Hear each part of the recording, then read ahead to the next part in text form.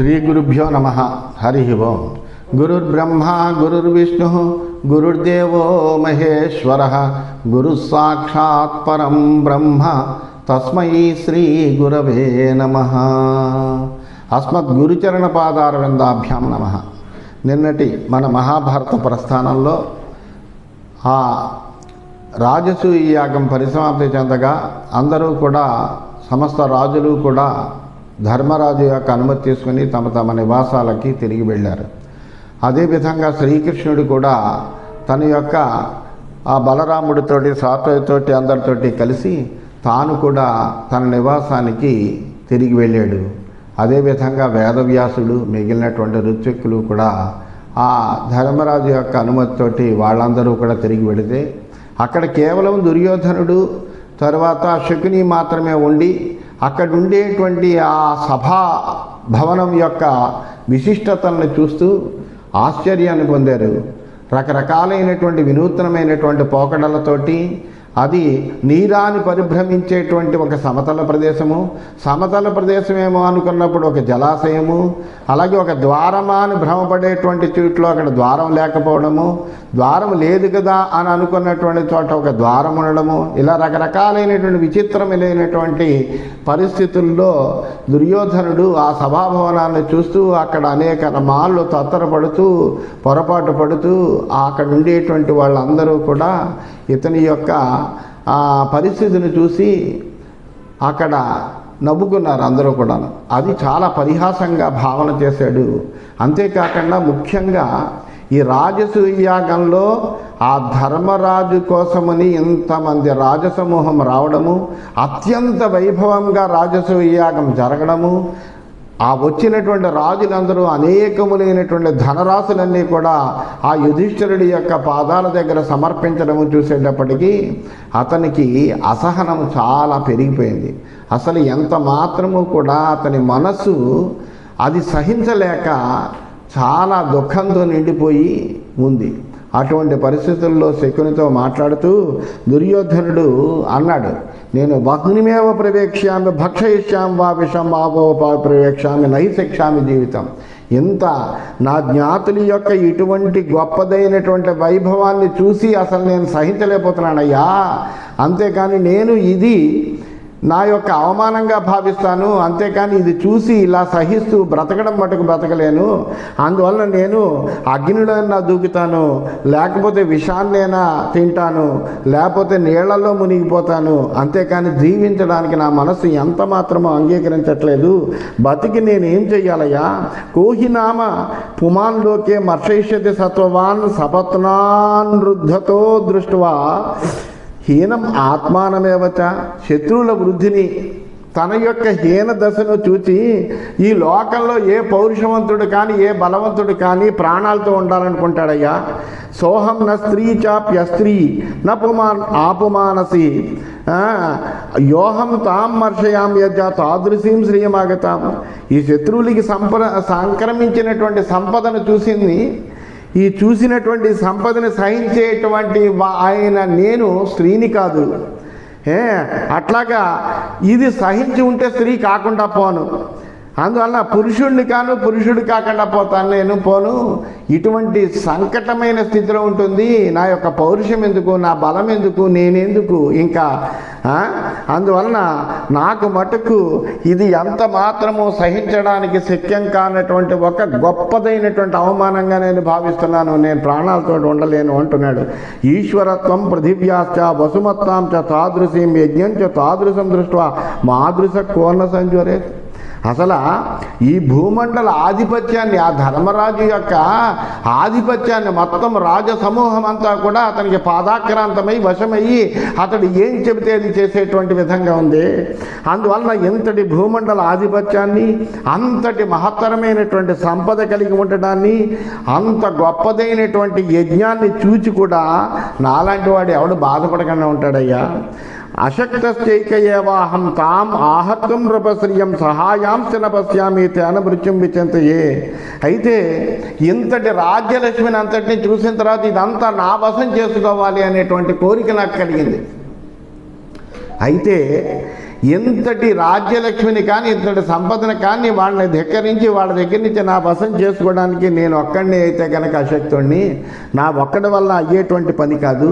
పోనీ సహాయకులు ఎవరైనా ఉన్నారంటే సమస్త రాజసమూహము కూడా ధర్మరాజుకి నిరాధనాలతో అతని యొక్క వశంలోనే, అతని యొక్క ఆ సామ్రాజ్యంలోనే ఉండడానికి సిద్ధపడ్డారు కదా. అందువలన నాకు సహాయకులు ఎవరు కనిపించడం లేదు. అందువలన నేను ఏమని నిర్ణయించుకుంటానంటే ప్రాణాలు ధరించడం ఎంత మాత్రమూ యుక్తం కాదు. అందువలన నేను చనిపోవాలనుకుంటున్నానయ్యా. దైవమేవ పరం మన్యే పౌరుషం చ నిరర్ధకం దృష్ట్వా కుంతీసుతే శుద్ధాం శ్రియం తాం ఆహతాం తథా. ఇంత కుంతీపుత్రుడైనటువంటి యుధిష్ఠిరుడి వద్ద ఉన్నటువంటి ఈ అక్షయమైనటువంటి విశుద్ధమైనటువంటి సంపదను చూసి దైవము చాలా గొప్పది అని, పురుష ప్రయత్నం అనేటువంటిది అసలు నిరర్ధకము అని, దైవం వాళ్ళకి చాలా అనుకూలంగా ఉంది, అందువలన అంతటి సంపదని సామ్రాజ్యలక్ష్మిని వాళ్ళు సంపాదించారు, అందువలన ఈ పురుషకారం కానీ ఈ పౌరుషం కానీ ఇవన్నీ వ్యర్థమని నేను భావిస్తున్నానయ్యా అన్నాడు. కృతో యత్నో మయా పూర్వం వినాశేతస్య సౌబల తచ్చ సర్వం అతిక్రమ్య సమృద్ధోస్మ్యవ పంకజం. అసలు పూర్వం ఈ యుధిష్ఠిరుడిని నాశనం చేయడం కోసం అనేకములైనటువంటి ప్రయత్నాలు నేను చేశానే, అదంతా కూడా దాటుకుని, అంటే ఏమాత్రము నేను చేసినటువంటి ప్రయత్నాలు ఏమీ ఫలించకపోగా వాటిని అన్నిటినీ కూడా అతిక్రమించుకుని అతడు నీటిలో ఉండేటువంటి తామరలాగా వృద్ధిని పొందాడు కదా. తేన దైవం పరం మన్యే పౌరుషం చ నిరర్ధకం ధార్తరాష్ట్రాచ హీయంతే పార్థ వర్ధంతి నిత్య సహా. దాంతో నేను ఒకటి నిర్ణయం చేసుకుంటున్నాను, ఇంక దైవమే గొప్పది అంతేకాని పురుషకారం కాదు. ఎప్పటివరకు పౌరుషం ఏదో గొప్పది, మనం చేసేటువంటి ప్రయత్నాల వల్లనే ఏదైనా సిద్ధిస్తుంది అని అంటూ నేను అనవసరమైనటువంటి భ్రమలో ఉన్నానయ్యా. దైవమే గొప్ప తప్ప పౌరుషం నిరర్ధకమని నేను అనుకుంటున్నాను. ఎందుకంటే ధార్తరాష్ట్రులందరూ కూడా, అంటే ధృతరాష్ట్రుని పుత్రులైన మేమందరము కూడా హానిని పొందుతున్నాము, పాండవులు నిత్యము వృద్ధిని పొందుతున్నారు. వాళ్ళకి ఎంత హాని తలపడదామన్నా కానీ ప్రతి విషయంలోనూ వాళ్ళ యొక్క ఆధిక్యత నిలబడుతోంది, ఆ విధంగా వాళ్ళు వృద్ధిని పొందుతున్నారు. సోహం శ్రియం చ తాం దృష్ట్వా సభాం తాం చ తథావిధాం రక్షాభిచాపహాసం తాం పరితప్య యథాగ్నిన. ఆ సంపదను, అబ్బా ఆ సభ ఏమిటి, ఎంత గొప్పదైనటువంటి సభాభవనమయ్యా అది. అటువంటి సభను, ఆ రక్షకుల యొక్క పరిహాసాన్ని చూచి నేను అగ్ని చేత దహింపబడుతున్నట్టుగా పరితపిస్తున్నానయ్యా. నా మనస్సు ఎంత మాత్రము కూడా శాంతిని పొందట్లేదు. స మాం అభ్యనుజానీహి మాతులాజ్య సుదుఃఖితం అమర్షంచ సమావిష్టం ధృతరాష్ట్రే నివేదయ. ఓ మామ, అవమానంతో అసహనంతో మిక్కిలి దుఃఖుడైనటువంటి నాకు మరణించడానికి అనుజ్ఞవు. నేను ఇంక బ్రతికి ఉండలేను. నా ఈ అవస్థను నువ్వే ధృతరాష్ట్రుడికి నివేదించు. నా వల్ల కాదు జీవితం అనేటువంటిది ధరించడం అనేటువంటిది, నాకు ఈ జీవనం అక్కర్లేదు, నాకు ఈ ప్రాణాలు అక్కర్లేదు అని అసహనంతో రగిలిపోయినటువంటి దుర్యోధనుడు తన మామైనటువంటి శకునితో ఇలా చెప్పాట. ఇది శ్రీ మహాభారతే సభాపర్వణి జ్యోతపర్వణి దుర్యోధన సంతాపే 47 ఈ విధంగా శ్రీమన్ మహాభారతంలో సభాపర్వంలో జ్యోతపర్వం అనే ఉపపర్వంలో దుర్యోధన సంతాపం అను 47వ అధ్యాయం పూర్తయింది. 48వ అధ్యాయంలోకి మనం ప్రవేశించాం. శకునిరువాచ, ఈ మాటలన్నీ కూడా జాగ్రత్తగా విన్నాడు శకుని. విన్న తర్వాత శకుని ఈ విధంగా చెప్తున్నాడు, దుర్యోధన నతే అమర్షా కార్య ప్రతి యుధిష్ఠిరం భాగధేయాని స్వాని పాండవ భుంజతే సదా విధానం వివిధాకారం పరం తేషాం విధానత అనేకైరభ్యుపాయేశ్చ త్వయాన శకితా పురా. శకుని అంటున్నాడు, ఓ దుర్యోధన, యుధిష్ఠిరుడిపై నీకు ఇంత కోపం ఎందుకయ్యా? కోపం వద్దు. పాండవులు తమకు అదృష్టం కలిసి వచ్చింది, వాళ్ళ అదృష్టాలను వాళ్ళు అనుభవిస్తున్నారు. పూర్వం వాళ్ళని బసపరచుకోవడానికి నువ్వు ఎన్నో ఉపాయాలన్నీ కూడా అవలంబించావు కదా, కానీ వాటి వలన ఏ విధంగానూ కూడా వాళ్ళని బసపరచుకోలేకపోయావు. ఆరబ్ధాశ్చ మహారాజా పునరరిందమ విముక్తాశ్చ నరవ్యాగ్రా భాగధేయ పురస్కృత.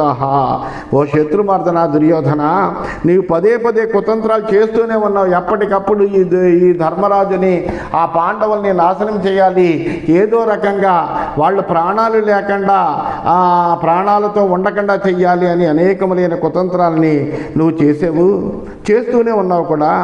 కానీ ఆ పురుష శార్దూలాలు వాళ్ళు ఎటువంటి వాళ్ళ మహాపరాక్రమవంతులైనటువంటి వాళ్ళు తమ అదృష్టంతో నీవు కల్పించినటువంటి ఆపదలన్నిటి నుండి కూడా విముక్తి పొందారయ్యా. తైర్లబ్ధ ద్రౌపదీ భార్య ద్రౌపదస్య సుతై సహాయ పృథివీ లాభే వాసుదేవస్తే వీర్యవాన్. నువ్వేమనుకున్నావు, లాక్షాగృహం దహనం చేసేసి ఆ లాక్షాగృహ దహనం చేత వాళ్ళు చచ్చిపోతారు అని భావిస్తావు. కానీ వాళ్ళు చచ్చిపోలేదు సరికదా, ద్రౌపదరాజపుత్రికి అయినటువంటి ద్రౌపదిని భార్యగా కూడా పొందారు. అలాగే కొడుకులతో సహితంగా ద్రౌపదుని యొక్క సహాయాన్ని పొందారు. వాళ్ళకి రాజ్యలాభంలో పరాక్రమవంతుడైనటువంటి వాసుదేవుడు ఎప్పుడూ సహాయకుడిగా ఉన్నాడు. ఆ శ్రీకృష్ణుడు అజిత సోపి సర్వైర్హి స దేవాసుర మానుషై తేజస ప్రవృద్ధోసో తత్రకా పరిదేవన. ఆ వాసుదేవుడు ఉన్నాడు చూసావు, ఆ శ్రీకృష్ణ పరమాత్మ, అతడు దేవతలకు కానీ రాక్షసులకు కానీ మనుషులకు కానీ ఎవ్వరికి జయింపశక్యం కానటువంటి వాడయ్యా. అతని తేజస్సు చేత యుధిష్ఠిరుడు ఎప్పుడు వృద్ధి పొందుతూ ఉంటాడు. ఎందుకంటే ఆ యుధిష్ఠిరుడికి ఆ వాసుదేవుడి మీద అంత అచంచలమైన విశ్వాసము భక్తి ఉన్నాయ్యా. ఇందులో నువ్వు శోకించవలసినటువంటి పని ఏమీ లేదు. లబ్ధశ్చ అనభిభూతార్థై పిత్రియో అంశ పృథివీపతే వివృద్ధ తేజస తేషాం తత్రకా పరిదేవన. అంతేకాదు, ఎడతెగని తిరుగులేనటువంటి ప్రయత్నాలు చేశారు వాళ్ళు.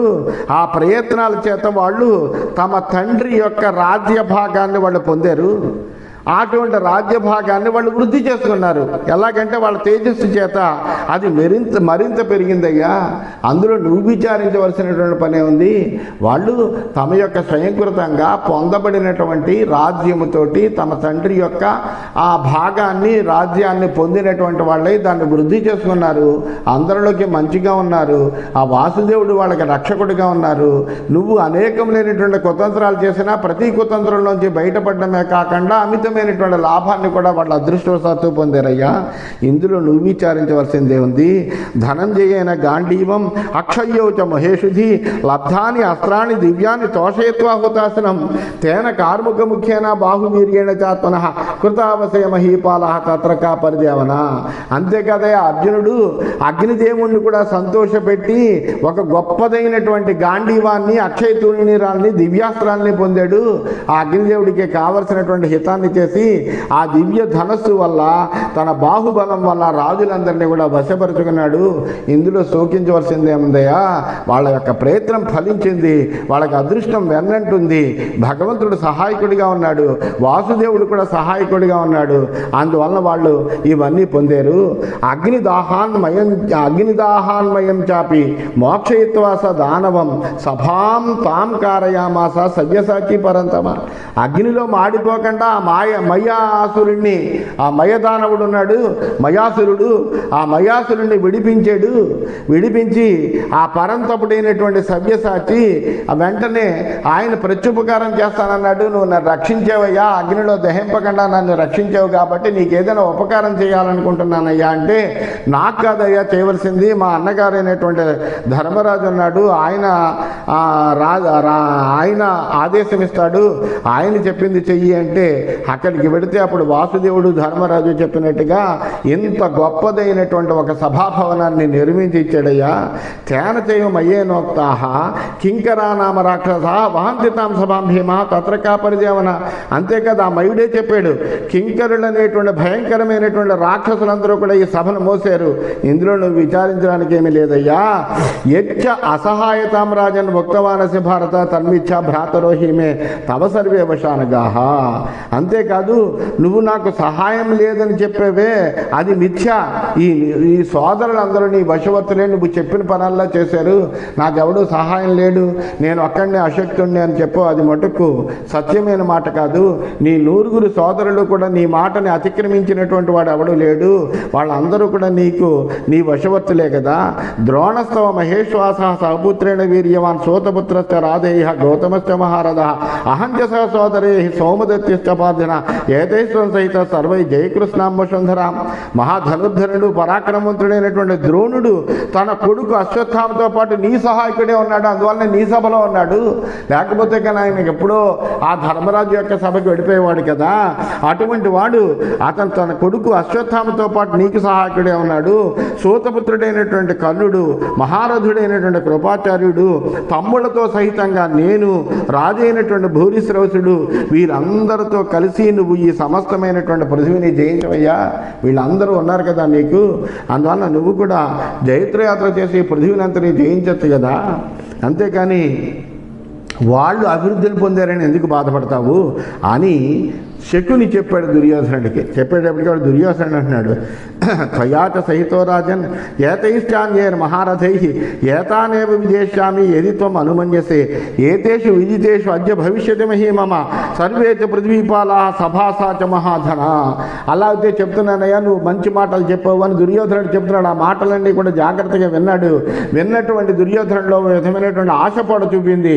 వెంటనే అంటున్నాడు, ఓ రాజా, నువ్వు అనుమతిస్తే నీతోటి ఇతర మహారథులతో కూడి ఈ పాండవుల్ని నేను జయించగలనయ్యా. వీళ్ళని జయించితే అప్పుడు వాళ్ళు జయించినటువంటి ఈ రాజ్యం కానీ, ఈ భూమి కానీ, సమస్త రాజులు, ఈ గొప్ప ధన సంపదతో కూడినటువంటి ఈ సభ, ఇవన్నీ కూడా నాకు వశమవుతాయి కదా. అందువలన నేను వెంటనే అలా అయితే మీ అందరి సహాయంతో ఇప్పుడే యుద్ధానికి వెళ్ళి ఆ ధర్మరాజుని జయిస్తాను అని అంటున్నాడు. అంటే అప్పుడు శకుని చెబుతున్నాడు, శకుని రువాచ ధనంజయో వాసుదేవ భీమసేనో యుధిష్ఠిర నకుల సహదేవశ్చ ద్రుపదశ్చ సహాత్మజై నైతే యుధి పరాజేతుం శక్య దేవగణైరపి మహారథ మహేశ్వాస కృతాస్త్ర యుద్ధధర్మదాహ. గొప్పవాడు అయ్యా, నువ్వు చాలా గొప్పగా చెప్పావు. కానీ నీకు ఒక్క విషయం చెప్తున్నాను చూడు. అర్జునుడు కానీ, కృష్ణుడు కానీ, భీమసేనుడు, యుధిష్ఠిరుడు, నకుల సహదేవుడు, కొడుకులతో సహా కలిసినటువంటి ద్రుపదుడు, వీళ్ళందరూ యుద్ధంలో దేవతలకు కూడా జయింపు శక్యం కానిటువంటి వాళ్ళు. దేవతలు కూడా వీళ్లతో యుద్ధం చేస్తే వాళ్ళని జయించలేరయ్యా. అంత పరాక్రమం కలిగినటువంటి మహారథులు వాళ్ళందరూ కూడాను. వాళ్ళందరూ మహారథులు, మహాధనుర్ధరులు, అస్త్రవిశారులు, యుద్ధోత్సాహం కలిగినటువంటి వాళ్ళు. ఎంత నిరంతరము యుద్ధం చేయమన్నా కూడా చెయ్యగలిగినటువంటి ఉత్సాహం కలిగినటువంటి వాళ్ళు. అహంత తద్విజానామి విజేతుం ఏన శక్యతే యుధిష్ఠిరం స్వయం రాజన్ తన్నిబోధ జుషస్వచ. అయితే యుధిష్ఠిరుడు ఎలా పరాజితుడవుతాడో అనేటువంటి ఉపాయాన్ని నాకు తెలుసు. ఆ ఉపాయాన్ని నేను ఎరుగుదును. దాన్ని విను, నేను చెప్తాను. దాన్ని నువ్వు ఇష్టంతో సేవించు. అంతేకాని ఇది యుద్ధం చేసి నువ్వు ఎట్టి పరిస్థితుల్లోనూ గెలవలేవయ్యా. వాళ్ళు మహాపరాక్రమవంతులైనటువంటి యోధులు వాళ్ళు. వాళ్ళని జయించడం అనేటువంటిది దేవతలకే శక్యం కాదు, నీ వల్ల ఏమవుతుంది. అయినప్పటికీ కూడా ధర్మరాజుని జయించగలిగినటువంటి ఒక ఉపాయం నా దగ్గర ఉంది, అది నేను చెప్తాను విను అన్నాడు. అంటే దుర్యోధనుడు అంటున్నాడు, అప్రమాదేన సుహృదాం అన్యేషాంచ మహాత్మనాం యది శక్త్యా విజేతుం తేతన్మ మాచక్షమాతుల. అప్పుడు వెంటనే దుర్యోధనుడికి ఉత్సాహం కలిగింది. మామా, స్నేహితులకి, మహాత్ములకి, ఇతరులకు కూడా ఎవ్వరికి ఏ ప్రమాదము జరగకుండా జయించడానికి కనుక నీకు చేతనైతే, ఆ యుధిష్ఠిరుడిని నువ్వు జయించగలము అని అనుకుంటే కనుక, దానికి తగినటువంటి ఉపాయమే కనుక నీ దగ్గర ఉంటే ఆ ఉపాయాన్ని నాకు చెప్పవయ్యా, తప్పనిసరిగా ఆచరిస్తాను అన్నాడు. అంటే అప్పుడు శకుని చెబుతున్నాడు, జ్యోత ప్రియశ్చ కౌంతేయ నస జానాతి దేవితుం సమాహూతశ్చ రాజేంద్ర నశక్ష్యతి నివర్తితం. అప్పుడు శకుని చెబుతున్నాడు, ఈ కుంతీపుత్రుడైనటువంటి యుధిష్ఠిరుడు ఉన్నాడు చూసావా, ఈయన జ్యోత ప్రియుడయ్యా. కానీ జోదం ఆడడం ఎరగనటువంటి వాడు. జోదం అంటే ఇష్టమే, అంతేకాని గొప్పగా జోదం ఆడి అందులో పెద్ద మహా తెలివైనటువంటి వాడు ఎంత మాత్రమో కాదు. ఆ రాజుని కనుక ఆహ్వానిస్తే కనుక ఆయన వెనుతిరగడానికి శక్తుడు కాడు. జోదంలో ఆటలో ఆడుతుంటే, పందాలు ఒడ్డుతుంటే అందులోంచి గబుక్కుని వెళ్ళబుద్ధి కానటువంటి ఒక గొప్ప వ్యసనం అది. అందువలన ఆ జోదం అనేటువంటి యందు ఇష్టం ఉన్నటువంటి వాడు కాబట్టి, ఆ జోదం ఆడడంలో తెలివి కలిగినటువంటి వాడు కాదు కాబట్టి, ఆయన ఆహ్వానిస్తే కనుక వెనుతిరగడు కాబట్టి ఆయన్ని దానికి ఆహ్వానించాలయ్యా. దేవనే కుశలశ్చాహం నమేసి సదృశోభివి త్రిషు లోకేశ కౌరవ్య తం త్వం జ్యూతే సమాహ్వయ్యా. నేనున్నాను నీకు. అయితే ఈ జోదం ఆడడంలో చాలా నేర్పరిని నేను. అందువల్ల ఇది భూలోకంలో కాదు, ముల్లోకాల్లో కూడా జోదంలో నాకు సాటి కలిగినటువంటి వాడు అబ్బడు లేడు. అది మటుకు నేను నిశ్చయంగా చెప్పగలనయ్యా కురునందన. కనుక నువ్వు అతన్ని జోదానికి ఆహ్వానించు. ఆహ్వానిస్తే కనుక అందులో మనం నెగ్గచ్చు అన్నాడు. తస్య అక్షకుశలో రాజన్ ఆదాస్యే అహం అసంశయం రాజ్యం శ్రీయం జతాం దీప్తాం త్వదర్థం పురుషసభ. అక్షకుశుడిని నేను, అంటే ఈ జూదం ఆడడంలో చాలా తెలివైనటువంటి వాడిని, నేర్పర్ని అయినటువంటి నేను అతని యొక్క రాజ్యాన్ని మిరుమిట్లు కొలిపేటువంటి సంపదను అంతా నీకు దక్కేలా చేయగలనయ్యా, ఇందులో ఏ విధమైనటువంటి సందేహం లేదు అని చెప్పాడు. ఇదంతు సర్వంతం రాజ్య దుర్యోధన నివేదయ అనుజ్ఞాతస్తుతే పిత్ర విజేషేత అన్న సంశయ. ఓ దుర్యోధన, ఇదంతా కూడా నువ్వు రాజుగారికి నివేదించు, ధృతరాష్ట్రుడికి నివేదించు, నీ తండ్రిని చేత అనుమతి తీసుకో, ఆయన అనుమతిస్తే కనుక వాళ్ళని అందరినీ కూడా నేను జయిస్తాను, అందులో ఏ విధమైనటువంటి సందేహం లేదు అన్నాడు. అనేప్పటికి దుర్యోధనుడు అన్నాడు, త్వమేవ కురుముఖ్యాయ ధృతరాష్ట్రాయ సౌబల నివేదయేధాన్యాయం నాహం శిక్షే నివేదితం. అప్పుడు దుర్యోధనుడు చెప్తున్నాడు, ఓ సౌబల, నువ్వు కురుముఖ్యుడివైనటువంటి ధృతరాష్ట్రుడికి నువ్వే యథోచితంగా నివేదించవయ్యా, నేను చెప్పడానికి అంత శక్తుడిని కాదు, నేను చెప్పలేను కూడా, నీకైతే కనుక ఆయన దగ్గర చాలా చనువు ఉంది, అందువలన ఏదో రకంగా నువ్వే ఒప్పించవయ్యా అని ఆ దుర్యోధనుడు ఆ సౌబలుడికి శకునికి చెప్పాడు. ఇది శ్రీమన్ మహాభారతే సభాపర్వణి ద్యూతపర్వణి దుర్యోధన సంతాపే 48 ఈ విధంగా శ్రీమన్ మహాభారతంలో సభాపర్వంలో ద్యూతపర్వం అనే ఉపపర్వంలో దుర్యోధన సంతాపం అనేటువంటి 48వ అధ్యాయం పూర్తయింది. 49వ అధ్యాయంలోకి మనం ప్రవేశించాము. వైశంపాయన ఉవాచ. ఇదంతా కూడా వైశంపాయనుడు జనమేజయుడికి చెప్తున్నాడు. ఓ జనమేజయ మహారాజా, అనుభూయతు రాజ్ఞస్థం రాజసూయం మహాకృతం యుధిష్ఠిరస్య నృపతే గాంధారీపుత్ర సంయుత ప్రియకృన్మతమాజ్ఞాయ పూర్వం దుర్యోధనస్య తత్ ప్రజ్ఞాచక్షుషమాసీనం శకుని సోబలస్తదా దుర్యోధన వచశ్రుత్వా ధృతరాష్ట్రం జనాధిపం ఉపగమ్య మహాప్రాజ్ఞం శకునిర్వాక్యమబ్రవీత్. ఆ గాంధారీపుత్రుడైనటువంటి శకుని దుర్యోధనుడితోటి కలిసినటువంటి వాడై ఆయన యుధిష్ఠిర మహారాజు యొక్క రాజసూయ మహాయజ్ఞాన్ని చూసి వచ్చాడు. దుర్యోధనుడికి ప్రీతికరమైనటువంటి అభిప్రాయాన్ని కూడా తెలుసుకున్నాడు. దుర్యోధను మాటలు విన్నాడు. మహాప్రాజ్ఞుడైనటువంటి ధృతరాష్ట్రుడి దగ్గరికి వచ్చాడు. అందువల్ల నువ్వే చెప్పవయ్యా అని దుర్యోధనుడు అడిగాడు కాబట్టి ఆయన మాటలను అనుసరించి ఆ ధృతరాష్ట్రుడి దగ్గరికి వచ్చాట. వచ్చి ఆ శకుని ఆ ధృతరాష్ట్రుడితోటి ఈ విధంగా మాట్లాడుతున్నాడు. దుర్యోధనో మహారాజా వివర్ణో హరిణకృశ దీనశ్చింతాపరస్తేవా తం విద్ధి మనుజాధిప. శకుని చెబుతున్నాడు, మహారాజా, దుర్యోధనుడు పాపం కాంతి తగ్గిపోయి ఉన్నాడయ్యా, పాలిపోయాడు, చిక్కిపోయాడు, దీనుడైపోయాడు, అహంకారము చచ్చి చింతాపరవశుడై ఉన్నాడయ్యా. అతని మనసులో ఏముందో ఒకసారి తెలుసుకో. అతని మొహం చూస్తుంటే చాలా బాధతో ఉన్నట్టుగా ఉన్నాడు. అతన్ని నువ్వు ఒక్కసారి అతడి బాధ కారణం ఏమిటి అనేటువంటిది ఒక్కసారి అతన్ని అడగవయ్యా. నవై పరీక్షసే సమ్యక్ అసహ్యం శత్రు సంభవం జ్యేష్ఠపుత్రస్య హృచ్ఛోకం కిమర్థన్నావు బుధ్యసే. శత్రువులకు వల్ల కలిగినటువంటి సహింపరానటువంటి కష్టాన్ని నువ్వు ఎందుకు పరీక్షించి తెలుసుకోలేకపోతున్నావు? నీ కొడుక్కి గొప్ప అవమానం జరిగింది అక్కడ. ఆ అవమానాన్ని కానీ అతని కష్టాన్ని కానీ అతని అసహనాన్ని కానీ నువ్వు ఎందుకు తెలుసుకోలేకపోతున్నావు? నీ జ్యేష్ఠుడైనటువంటి నీ పెద్ద కొడుకైనటువంటి దుర్యోధనుడి యొక్క మనస్సులో ఉన్నటువంటి శోకాన్ని నువ్వు గుర్తించవేమిటి అని అడిగేట. అడిగితే అప్పుడు ధృతరాష్ట్రుడు చెబుతున్నాడు, ధృతరాష్ట్ర ఉవాచ దుర్యోధన కుతోమూలం భృశమాతోసి పుత్రక శ్రోతవ్యశ్చేన్మయా స్వర్ధ బ్రూహిమే కురునందన. ధృతరాష్ట్రుడు అన్నాడు, నాయనాకు దుర్యోధన, ఎందుకే నువ్వు ఇంత దుఃఖంతో ఉన్నావు? నువ్వు చాలా దుఃఖంతో ఉన్నావని నీ మామ శకుని చెబుతున్నాడు. అది విన్నాను నేను. కారణం ఏమిటి? అది నాకు వినదగిందైతే కనుక నువ్వు చెప్పవలసింది అని ధృతరాష్ట్రుడు దుర్యోధనుడిని అడిగట. అయంత్వాం శకుని ప్రాహ వివర్ణం హరిణాకృశం చింతయంస్తన పశ్యామి శోకస్య తవ సంభవం.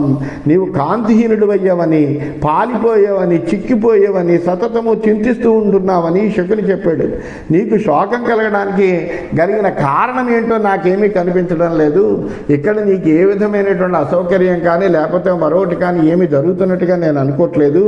ఎందువల్ల నువ్వు అలా ఉన్నావు? ఐశ్వర్యం హి మహత్పుత్ర త్వయి సర్వం ప్రతిష్ఠితం భ్రాతర సుహృదసేవ నాచరింది తవా ప్రియం. నువ్వా గొప్ప సంపదతో కూడినటువంటి ఈ కురురాజ్యము నీ అధీనంలో చేతిలో ఉన్నది. అందువలన ఇదంతా కూడా నీకు సంపదకేమీ లోటు లేదు. నీ తమ్ముళ్ళు ఉన్నటువంటి 99 మంది తమ్ముళ్ళు కూడా నీకు అనుకూలంగానే నువ్వేం పని చెప్తే అది చేస్తున్నారు వాళ్ళు. నీ స్నేహితులు కూడా నీకు అప్రియం ఎవరు చేయట్లేదు. ఆచ్ఛాదేసి ప్రావారాన్ అస్నాసి విషదోదనం ఆజానేయా వహంత్యస్వాహ కేనాపి హరిణకృశ. అమూల్యమైనటువంటి వస్త్రాన్ని ధరించగలుగుతున్నావు, శుచైనటువంటి అన్నాన్ని తింటున్నావు, ఉత్తమ జాతి అయినటువంటి గుర్రాలను అధిరోహించి తిరుగుతున్నావు. ఇంకా నీలో ఈ బాధ కానీ ఇలా పాలిపోవడానికి కానీ చిక్కిపోవడానికి కానీ కారణం ఏమిటయ్యా? అసలు నాకేమీ అర్థం అవట్లేదు. శయనాని మహార్హాణి యోషిత మనోరమా గుణవంతి చ వేష్మాని విహారాస్తేధా సుఖం దేవానామివతే సర్వం వాచి బద్ధం న సంశయ స దీన ఇవ దుర్ధర్ష కస్మాత్ చోచసి పుత్రక. అమూల్యమైనటువంటి శయ్యలు ఉన్నాయి నీకు. మనసుని రంజింపజేసేటువంటి యువతులు ఉన్నారు. అన్ని ఋతువుల్లోనూ కూడా అనుకూలంగా ఉండేటువంటి భవనాలన్నీ ఉన్నాయి. ఇక్కడ కోరినట్టుగా సుఖాన్ని కలిగించేటువంటి క్రీడాస్థానాలు ఉన్నాయి. దేవతలకు వల్లే అన్ని మాట మాత్రంగా నువ్వు ఏదైనా ఒకసారి ఇలా కోరుకుంటే దేవతల మనసులో ఒకటి ఇది కావాలని అనుకుంటే చాలా అది ప్రత్యక్షమవుతుంది. ఎందుకంటే వాళ్ళ యొక్క వైభవం అటువంటిది, వాళ్ళ యొక్క శక్తి అటువంటిది, వాళ్ళ యొక్క తేజస్సు అటువంటిది. అందువల్ల వాళ్ళ మనస్సులో కోరుకున్న వెంటనే అవన్నీ వస్తాయి. అట్లాగే నీకు కూడా దేవతలకి ఎట్లాగైతే మాట మాత్రంగానే అన్నీ ఏర్పాటవుతాయో అలాగే నువ్వు కూడా ఒక్కసారి అనుకున్నావంటే నీకు కావలసినవన్నీ కూడా ఇక్కడ ఏర్పాటవుతాయి కదా. అందులో ఏ విధమైన సందేహం లేదు. ఓ పుత్రక, అట్టి దుర్ధర్షుడు అయినటువంటి నువ్వు ఇలా శోకంతో ఉండడం ఏంటయ్యా? నీ శోకానికి గల కారణం ఏమిటి? నీ మామ ఇలా చెప్పడం ఏమిటి? అసలు ఎందుకు నువ్వు ఇంత బాధపడుతున్నావు అని అడిగాడు. ఉపస్థిత సర్వకామై త్రిదివే వాసవో యథ వివిధైరన్నపానైశ్చ ప్రవరైక్యంను శోచసి. స్వర్గంలో ఉన్నటువంటి ఇంద్రుడి వల్లే అన్ని కోరికలని అనుభవిస్తూ శ్రేష్టమైనటువంటి అన్నపానీయాలు పొందుతూ అధికారాన్ని పొందుతూ ఐశ్వర్యాన్ని పొందుతూ ఉండేటువంటి నువ్వు ఎందుకు శోకిస్తున్నావు? నిరుక్తం నిగమం ఛంద స షడంగార్థశాస్త్రవాన్ అధీతకృత విద్యస్వం అష్ట వ్యాకరణై కృపాత్. నువ్వు కృపాచార్యుని వద్ద చక్కగా షడంగాలతో కూడినటువంటి అన్నీ చదువుకున్నావు, చక్కటి శాస్త్రాలన్నీ చదువుకున్నావు. నిరుక్తం చదివేవు, నిగమం చదివేవు, ఛందస్సు చదివేవు, షడంగ సహితంగా అర్థశాస్త్రాన్ని చదివేవు, అష్ట వ్యాకరణాలను చదువుకుని గొప్ప పండితుడు కూడా అయ్యేవు. హలాయుధాత్ కృపాత్ ద్రోణాత్ అస్త్ర విద్యామధీతవాన్ ప్రభుత్వం భుంజసే పుత్ర సంస్థిత సూతమాగధై తస్యతే విదిత ప్రజ్ఞ శోకమోయే మూలమిదం కథం లోకేస్మిన్ జ్యేష్ఠభాగేత్వం తన్మమాచక్షపుత్రక. నువ్వు బలరాముడు, కృపాచార్యుడు, ద్రోణాచార్యుడు వీళ్ళు ముగ్గురు కూడా చాలా గొప్ప పరాక్రమము కలిగినటువంటి వాళ్ళు, గొప్ప ఆచార్యులు. అటువంటి వాళ్ళ దగ్గర నువ్వు అస్త్ర విద్యలన్నీ కూడా నేర్చుకున్నావు, ప్రభువుగా అన్నీ కూడా అనుభవిస్తున్నావు. సూత మాగధులందరూ కూడా నిన్ను ప్రతినిత్యము కొనియాడుతున్నారు. చక్కటి ప్రజ్ఞ కలిగినటువంటి వాడు, ఈ లోకంలో జ్యేష్ఠుడివే భోగాలన్నీ కూడా పొందుతున్నావు. అటువంటి నీకు ఇటువంటి శోకం కలగడానికి గల కారణం ఏంటయ్యా? అంత నువ్వు మనసులో కుంచుకుపోతూ బాధపడడానికి గల కారణం ఏమిటి? ఇలా నీ మొహం పాలిపోయి ఏమీ ఆ చింతాక్రాంతుడివే నిరంతరము అట్లా ఉండడానికి గల కారణాలు ఏమిటి చెప్పవయ్యా? నాకు చెప్పు నాయనా అని అడిగేట.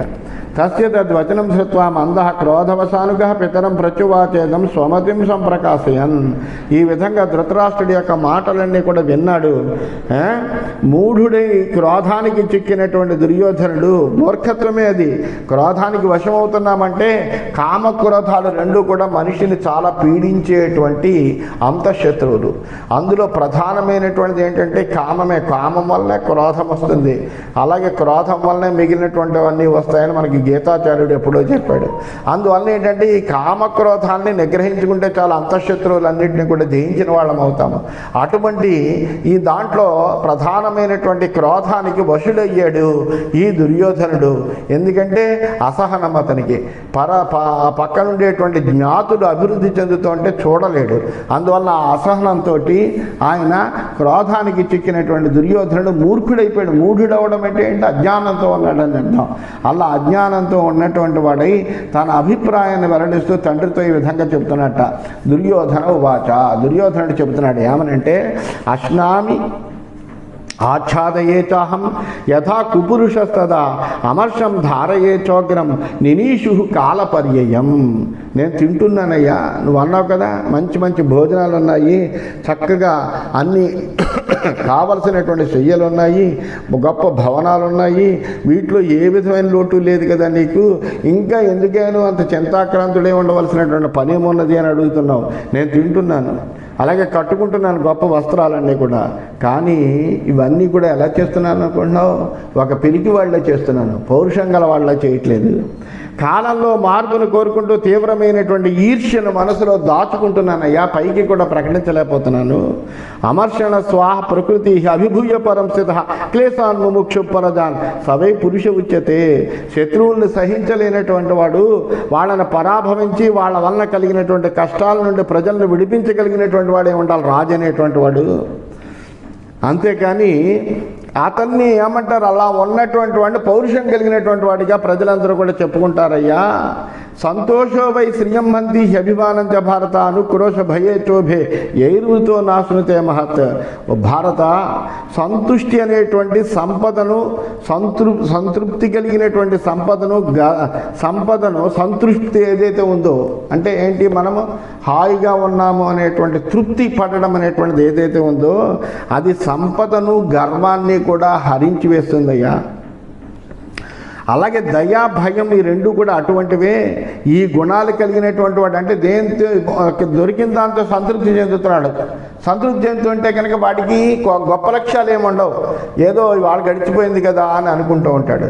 అందువల్ల ఈ సంతృప్తి బాగా ఉన్నటువంటి మనిషి ఎవడైతే ఉన్నాడో వాడు ఉన్నతమైనటువంటి లక్ష్యాల్ని ఏర్పరచుకోలేడు, ఆ లక్ష్యాల్ని సాధించే విధంగా ప్రయాణం చేయలేడు, దానికి తగినటువంటి పురుష ప్రయత్నాన్ని కూడా చేయలేడు.